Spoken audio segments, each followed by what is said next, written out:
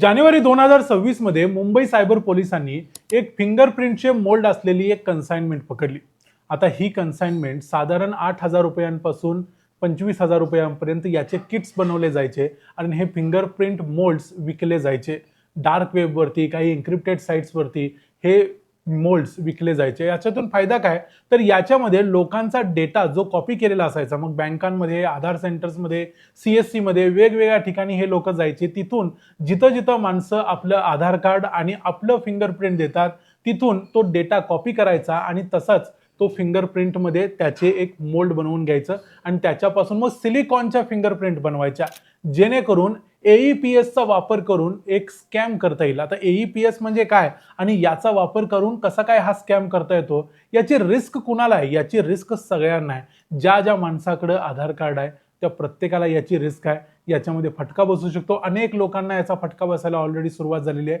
कसा होतो हा AEPSचा स्कॅम, याच्यामध्ये फिंगरप्रिंटचा वापर कसा केला जातो आणि हा स्कॅम का जोरात वाढतोय आणि आपल्या देशातल्या ज्या खेडोपाड्यातले जे सामान्य लोक आहेत त्यांना कसा याचा सगळ्यात मोठा धोका आहे, हे सगळं बघूया आजच्या या व्हिडिओमध्ये. मी आहे रणजित यादव आणि तुम्ही पाहताय द मराठी बाणा.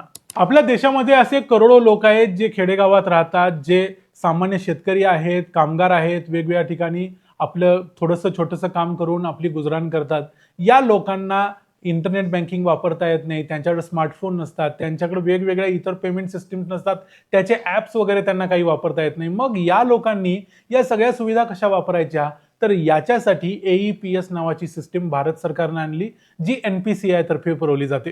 आता AEPS म्हणजे काय, तर आधार इनेबल्ड पेमेंट सिस्टीम. ज्यावेळेला तुम्ही बँकेत जाता आणि तुमचं आधार कार्ड देता आणि त्यांना सांगता की आधार लिंकिंग करा, त्यावेळेला हे आधार लिंकिंग फक्त डायरेक्ट बेनिफिट ट्रान्सफरसाठी केलं जात नाही, तर ते AEPS आणि DBT दोन्हीसाठी केलं जातं. यामध्ये काय होतं, तर तुमच्या आधारचा वापर करून तुमचं एक पेमेंट सिस्टीम इनेबल केलं जातं. तुमचं आधार एका पर्टिक्युलर अकाउंटला लिंक केलं जातं. आता होतंय काय, जर एखादा खेडेगावातला शेतकरी असेल आणि त्याला गावातल्या BC पॉईंटवर, तर BC पॉईंट माहिती असेल बऱ्याचशा लोकांना, प्रत्येक बँकेचे काही बँक करस्पॉन्डंट्स असतात, ते त्या छोट्या गावामध्ये वेगवेगळ्या ठिकाणी काही सेवा पुरवत असतात. त्यामध्ये ते विड्रॉवल, ट्रान्सफर वगैरे गोष्टी पुरवतात. तर एखादा शेतकरी ज्यावेळेला BC पॉईंटवर जातो आणि म्हणतो की मला पैसे काढायचे आहेत, 5,000 रुपये 10,000 रुपयेपर्यंत काढायचे आहेत, तर त्यावेळेला BC पॉईंटवरती त्याचं आधार घेतलं जातं आणि त्याचं फिंगरप्रिंट घेतलं जातं. त्याचं फिंगरप्रिंट लावलं की AEPSचा वापर करून त्याच्या अकाउंटमधून पैसे डेबिट होतात आणि तो BC त्याला ते पैसे देतो. म्हणजे थोडक्यात AEPSचा वापर करून ही सिस्टीम चालते. याच्यामध्ये मिनिमम ट्रान्झॅक्शन 10,000 रुपयाचं एक होतंय आणि एक दिवसाभरात जास्तीत जास्त 50,000 रुपये तुम्ही विड्रॉ करू शकता. अशा पद्धतीने ही सिस्टीम चालते. याच्यामध्ये कोणत्याही प्रकारचा OTP लागत नाही, पासवर्ड लागत नाही, काहीच लागत नाही.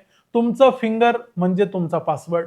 आणि आपल्याला माहिती आहे, आधार जेव्हा आपण काढतो त्यावेळेला आपले बायोमेट्रिक घेतलेले असतात, आपल्या डोळ्याचा रेटिना स्कॅन केलेला असतो, आपले हाताचे ठसे घेतलेले असतात, या सगळ्या गोष्टी असतात.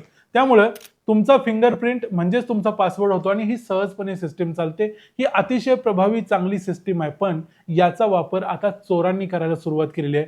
चोरांच्या लक्षात आले की OTP घेणं वगैरे वगैरे या गोष्टी सगळ्या आता ओल्ड झाल्या. आता लोकांना OTP मागायला गेले की लोक लगेच फोन कट करतात. पण आता चोर सावध झाले, हुशार झाले आणि त्यांनी वेगळ्या पद्धतीने ही स्कीम चालू केली. तर यामध्ये काय केलं जातं, अनेक लोक या अशा प्रकारचे जे स्कॅम करणारे लोक आहेत ते काय करतात, बँकांमध्ये जातात, ATM सेंटरला जातात, वेगवेगळ्या CSC ला जातात, BC कडे जातात. प्रत्येक ठिकाणी जिथं जिथं त्यांना जाता येईल, जिथं लोक आपलं आधार कार्डही देतात आणि आपलं फिंगरप्रिंटही लावतात, या प्रत्येक ठिकाणी जायचं आणि ज्या वेळेला लोक फिंगरप्रिंट लावतील तिथून त्यांच्या फिंगरप्रिंटचा तो डेटा कॉपी करायचा. आता हे कॉपी कसं करतात, याच्यासाठी त्यांच्या काही पद्धती असतात, ज्यामध्ये सिलिकॉनचे काही कॅप्स वापरतात किंवा काही वेळेला या सिलिकॉनच्या मोल्डचा वापर केला जातो किंवा तो डेटा ज्या वेळेला ते आधार लावतात त्याच वेळेला तिथे एखादा कागद लावून त्याच्यावरती डेटा घेतला जातो. अशा पद्धतीने तो कॉपी केला जातो. नंतर तो मग एक सिलिकॉन कॅप्स तयार करून जेव्हा त्या माणसाच्या हातात तुमचं आधार कार्ड आणि तुमचं फिंगरप्रिंट दोन्ही येतं, त्यावेळेला तो माणूस भारतभरातल्या कुठल्याही एखाद्या सेंटरवरती जाऊन सहजपणे तुमचं आधार कार्ड तिथं देऊ शकतो आणि तुमच्या खात्यातून पैसे काढू शकतो. अशा पद्धतीनं हा स्कॅम चालतो. आता हा लक्षात कसा आला, अलीगडमध्ये एका माणसानं अशाच पद्धतीनं वेगवेगळ्या ठिकाणाहून लोकांचे फिंगरप्रिंट स्कॅन केले आणि नंतर त्याच्यातून एक फिंगरप्रिंट क्लोनिंग करून काही डिव्हाइसेस बनवले. अशा पद्धतीचे क्लोनिंग केलेले त्याच्याकडे 689 फिंगरप्रिंट सापडले. या सगळ्या लोकांच्या अकाउंटमधून थोडे थोडे पैसे विड्रॉ करून या माणसानं 35 लाख रुपये एक वर्षामध्ये गोळा केलेले होते. एवढा मोठा स्कॅम केला होता. याच्यामधला एक चांगली गोष्ट एवढीच आहे की यामध्ये फार मोठा घोटाळा करता येत नाही, कारण एका दिवसाला 50,000चं लिमिट आहे, एक ट्रान्झॅक्शनला 10,000चं लिमिट आहे, त्यामुळे फार मोठी गोष्ट होत नाही. पण जो सामान्य माणूस आहे, शेतकरी कष्टकरी आहे, त्याच्याच माणसाला इथं टार्गेट केलं जातं. इथं मोठ्या माणसांना श्रीमंतांना टार्गेट करायचा प्रश्नच येत नाही, कारण ते सावधही असतात, त्यांच्याकडे सगळ्या सिस्टीम देखील असतात. त्यामुळे ते आधार इनेबल पेमेंट सिस्टीमचा वापर करत नाहीत. त्यामुळे आपलं फिंगरप्रिंट ही कुठे द्यायला जात नाही. त्यामुळे धोका आहे तो सामान्य माणसाला आहे. आता याचा धोका सगळ्यात जास्त कसा आहे आणि हे कुठं ओळखायचं हे लक्षात घ्या. पहिल्यांदा आपल्याकडे बऱ्याच वेगवेगळे कॅम्प लागलेले असतात. आपल्या गावात वेगवेगळ्या ठिकाणी सर्कलमध्ये काही कॅम्प लागतात. मग गव्हर्नमेंटचे कॅम्प आहेत, गव्हर्नमेंटच्या सरकारी योजना, पंतप्रधान ही योजना ती योजना, याच्यामध्ये तुमचं नाव घालून देतो काढून देतो वगैरे योजना असतात. या योजनेसाठी काही लोक कॅम्प लावतात आणि तिथं काय करतात, अनेक लोक जातात, आपलं आधार कार्ड देतात, आपलं आधार कार्ड आपलं फिंगरप्रिंट देखील त्यांच्या मशीनवरती लावतात. हे त्यांचे मशीन डबल ट्रिपल असतात. अशा मशीनवरती लावतात, मग त्या मशीनचा डेटा कॉपी करता येतो. आता होतंय असं की अशा जे कॅम्प लावले जातात किंवा सर्वेसाठी काही लोक येतात आणि तुमचा आधार घेतात, त्यावेळेला तुम्ही सावध व्हा. अतिशय विश्वासू लोक असल्याशिवाय तुमचा आधार डेटा देऊ नका. तुम्ही बँकेत गेलात, ऑफिशियली बँकेच्या अधिकाऱ्यांच्या समोरच तुमचं फिंगरप्रिंट लावा.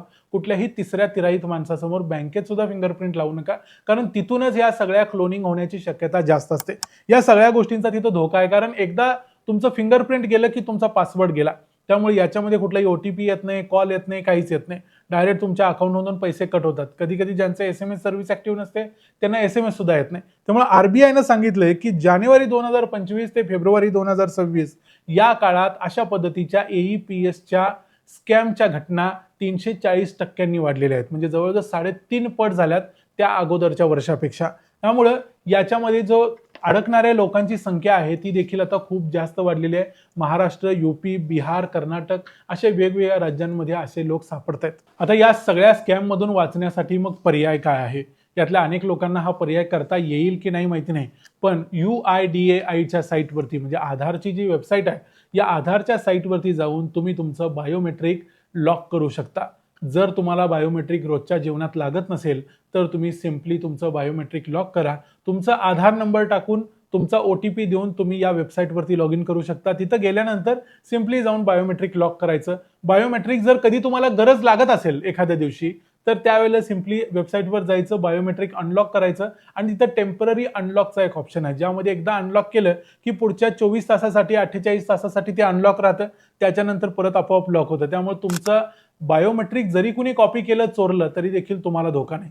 यातला सगळ्यात मोठा धोका जे आपल्या घरातले म्हातारे लोक आहेत त्यांच्यासाठी जास्त असू शकतो, अनेक पेन्शनर्स आहेत त्यांच्यासाठी असू शकतो. त्यामुळे तुमच्या घरातल्या आई वडिलांना आणि या सगळ्या लोकांना तुम्ही या स्कॅम बद्दल जरूर सांगा, कारण ते यामध्ये फसण्याची शक्यता जास्त आहे. तिसरी एक गोष्ट, SMS सर्व्हिस जी तुमची बँकेची असते ती तुम्ही ऍक्टिव्ह ठेवा. अनेक सिनियर सिटीजन्स मी बघितलेले आहेत, बँकेत येतात, म्हणतात आम्हाला SMS ची गरज नाही. मी म्हटलं का गरज नाही, तर अनेक लोक हे सांगतात की आम्हाला SMS कुठले येतच नाहीत, मग त्यासाठी 17 रुपये कशाला खर्च करायचे, 3 महिन्याला 17 रुपये लागतात, ते लागले तर लागू देत, पण SMS सर्व्हिस चालू ठेवा. 17 रुपयेकडे बघून तुम्ही हजारो रुपये आपले गमवू नका. अनेक लोकांची ही सवय आहे म्हणून सांगतोय. आणि आणखी एक महत्वाची गोष्ट म्हणजे सहजपणे कुणी आधार मागितलं म्हणून तुमचं आधार कार्ड कुणाच्याही हातात देऊ नका. तुम्ही अनेक वेळा असं समजता की आधार कार्डला जे झेरॉक्स झालोय त्यात काय एवढं, आधार कार्डचं झेरॉक्स असो ओरिजिनल असो, आधार हे सगळ्यात सेन्सिटिव्ह डॉक्युमेंट आहे. आधार देणं म्हणजे जवळजवळ तुम्ही तुमचं अकाउंट दुसऱ्याच्या हातात दिल्यासारखं आहे. त्यामुळं आधार जरी कधी देत असाल तरी त्या आधारला देखील तुम्ही पासवर्ड वाला आधार असतं किंवा क्लोन्ड आधार असतं ज्याच्यामध्ये तुमचा पूर्ण नंबर दिसत नाही, अशा पद्धतीचा आधार देखील देऊ शकता. असे पर्याय उपलब्ध आहेत. या सगळ्या गोष्टींचा वापर करा जेणेकरून तुम्ही या स्कॅम मधून वाचाल. अन्यथा या स्कॅमला संपूर्ण भारत देश आणि भारतातले सगळे आधार असणारे लोक सगळे बळी पडण्याची शक्यता आहे. या व्हिडिओमध्ये इथंच थांबूया. हा व्हिडिओ तुम्हाला कसा वाटला ते आम्हाला कमेंट्समध्ये जरूर सांगा. व्हिडिओ आवडला असेल तर व्हिडिओला लाईक करा, चॅनलला सबस्क्राईब करा. पुन्हा भेटू पुढच्या व्हिडिओमध्ये. तोपर्यंत पाहत राहा द मराठी बाणा. जय हिंद, जय महाराष्ट्र.